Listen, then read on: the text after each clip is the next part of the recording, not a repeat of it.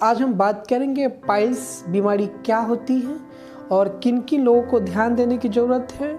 अगर पाइल्स बीमारी आपको है तो क्या करनी चाहिए, अगर नहीं है, होने की संभावना है तथा फ्यूचर में ना हो, इस सब के बारे में बात करेंगे। साथ ही साथ मेडिसिन क्या लेनी चाहिए और क्या क्या करनी चाहिए और सर्जरी की प्रोसेस से कब गुजरनी चाहिए, इन सारे तथ्य पर बात करेंगे।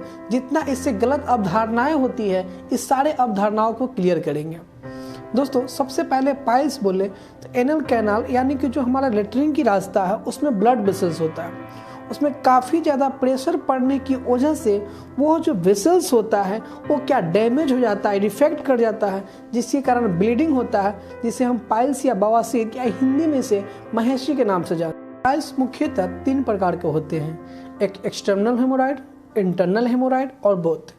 एक्सटर्नल बोले तो यानी कि शरीर की बाहरी, यानी किसकी बाहर, तो एनल कैनाल के द्वारा, जिससे आपका मल की त्याग होती है उसके बाहर में छोटे छोटे गांठ बन जाना।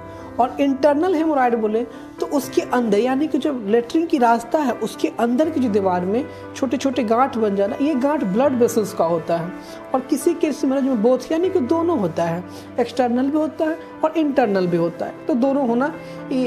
ये जो हमारे पाइल्स जो बीमारी है ये वेरी कॉमन है, बहुत ही कॉमन है दोस्तों। लगभग बहुत सारे लोगों में अगर देखा जाए तो 45% यानी कि 100 में लगभग 45 आदमी इससे भी ग्रसित है। ग्रसित क्यों है, इसके पीछे रीजन है, बहुत सारे कारण हैं।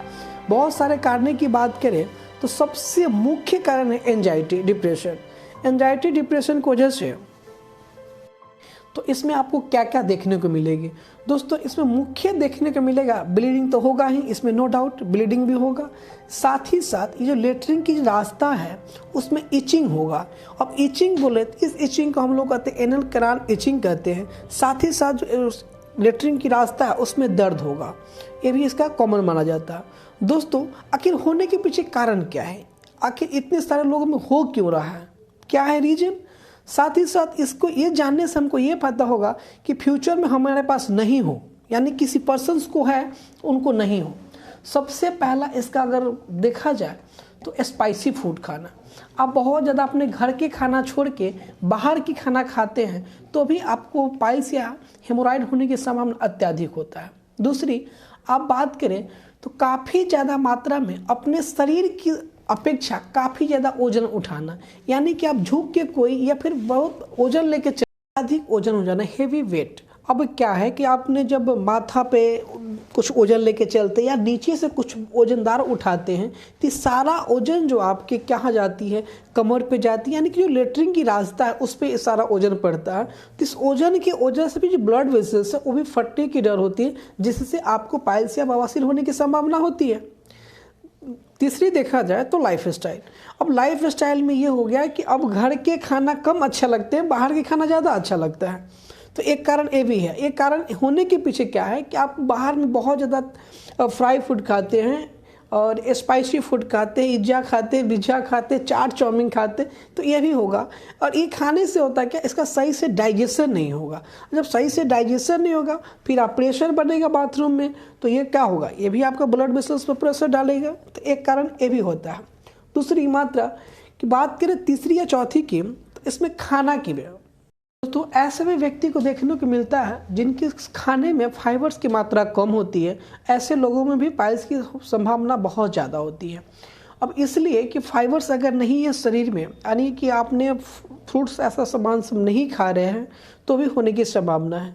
दोस्तों, बहुत बार ऐसे भी लोगों को देखने को मिला है जो 4 से 5 घंटा तक एक ही जगह बैठ के काम करना हो, यानी कि ऑफिशियल वर्क है, यानी कोई भी वर्क है, आप लगातार अगर बैठ के काम कर रहे हैं तो बैठे बैठे क्या नहीं ब्लड वेसल्स पर प्रेशर पड़ता है। तो एक कारण ये भी देखने को मिलता है। दोस्तों, अगर बहुत ज़्यादा फ्राई फूड खाने की आदत है और जैसे कि आपने तली हुई चीज़ खाने की आदत है, फैट वाले चीज़ खाने की आदत है, तो भी होगा। ऐसे होने की संभावना अत्यधिक होता है।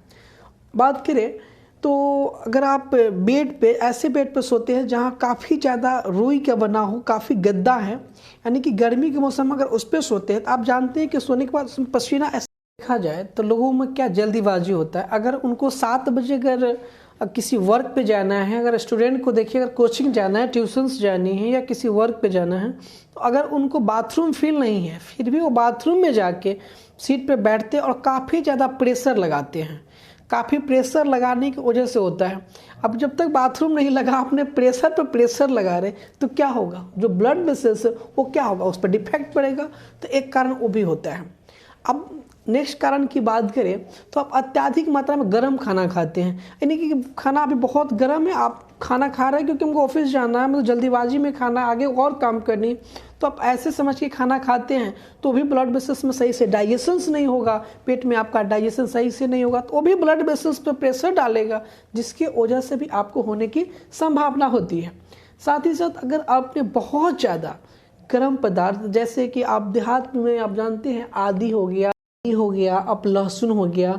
अब एक आप लोग जानते होंगे कि गरम मसाला जो मार्केट में मिलता है उसमें एक दालचीनी करके होता है, आप उसमें भी काफ़ी मात्रा में जो है ना वो फास्फोरस होता है, तो भी आपको नुकसान करता है, तो उससे भी दूर रहना चाहिए।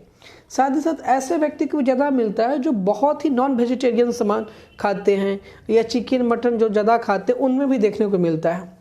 ऐसे भी व्यक्ति को देखने को मिलता है दोस्तों जिनका ओबेसिटी हो, बहुत ज़्यादा वेट हो, BMI बहुत ज़्यादा हो, तो ऐसे भी व्यक्ति को होने की संभावना है।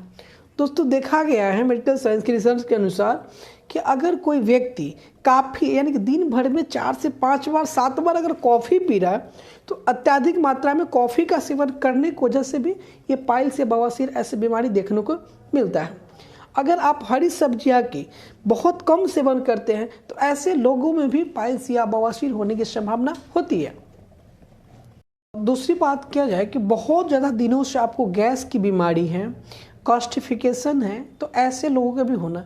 दोस्तों ऐसा क्या करें, जैसे कि हमने पहले ही बोला कि ऐसा क्या करें जो हमें ना हो, अगर है तो सावधानी में क्या क्या बरतें। दोस्तों सबसे पहला चीज़, आप स्ट्रेस से बाहर रहिए।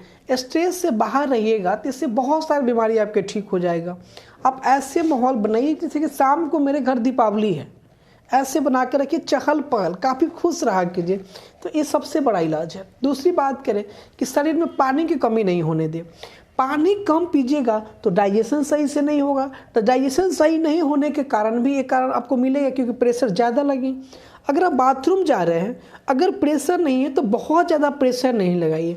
आप क्या है कि बाथरूम में जाके सोचने लगते हैं कि ये कैसे होगा, वो कैसे होगा, तो ये सोचना बंद कीजिए। नॉर्मली 3 से 4 मिनट काफ़ी है बाथरूम में, उससे ज़्यादा आप क्यों समय व्यतीत कर रहे हैं। दूसरी बात किया जाए तो आपको सबसे पहले ध्यान देने की चीज़ें है कि अगर आप हरी साग सब्जियां नहीं खा रहे तो हरी साग सब्जियां का सेवन अत्यधिक मात्रा में करें। हरी साग सब्जियां की मात्रा से आपका डाइजेशन अच्छी रहेगी, साथ ही ब्लड का भी प्रेशर और एंजाइटी भी कम होगा। तो यह हरी सब्जियां का बहुत ज़्यादा सेवन कीजिए, ये ज़्यादा बेटर है। दूसरी बात कि गर्म खाना नहीं खाइए, गर्म थोड़ा खाना को थोड़ा ठंडा होने दीजिए फिर खाइए। बहुत ज़्यादा स्पाइसी फूड नहीं खाइए, तथा पानी की मात्रा बढ़ा दीजिए। अब जितना नॉर्मली देखा जाए तो एक व्यक्ति को कम से कम एवरेज देखा जाए तो 7 से 8 गिलास पानी प्रत्येक दिन पीना चाहिए। अगर आप इससे कम पीते हैं तो भी दिक्कतें होता है। अगर आप पाइल्स के मरीज हैं तो आपको क्या करना है, इन्हें सारे सावधानियां बरतें, फिर भी अगर आपको परेशानी हो रही है तो आपके साथ क्या मेडिकल कंडीशन ऐड होगा, तो आपको डॉक्टर से सलाह लेने की ज़रूरत है। तो इसमें बहुत कॉमन सी दवा यूज किया जाता है। आप मेडिसिन के बारे में आपको बता दूं, मेडिसिन के बारे में कोई बहुत बड़ी मेडिसिन की आवश्यकता नहीं है। इसमें वेनो कंस्ट्रक्शन ग्रुप की मेडिसिन ले सकते हैं। ये मेडिसिन वेनो कंस्ट्रक्शन करता क्या है, जो हमारा ब्लड वेसल्स है वो ब्लड वेसल्स को क्या करता है, संकुचन करता है, यानी कि जो फैलता है, प्रेशर पड़ता है उसको क्या करता है, संकुच कर देता है, यानी कि उसको फ्लैश कर देता है। इससे क्या आपको ब्लीडिंग नहीं होगा। साथ ही साथ दूसरी मेडिसिन की बात करूँ तो पेन किलर। अब पेन किलर इसलिए दिया जाता है कि आपको प्रेशर नहीं पड़े, दर्द नहीं हो, और साथ ही साथ अगर आपको इचिंग हो रहा है तो इचिंग का दवा दिया जाता है।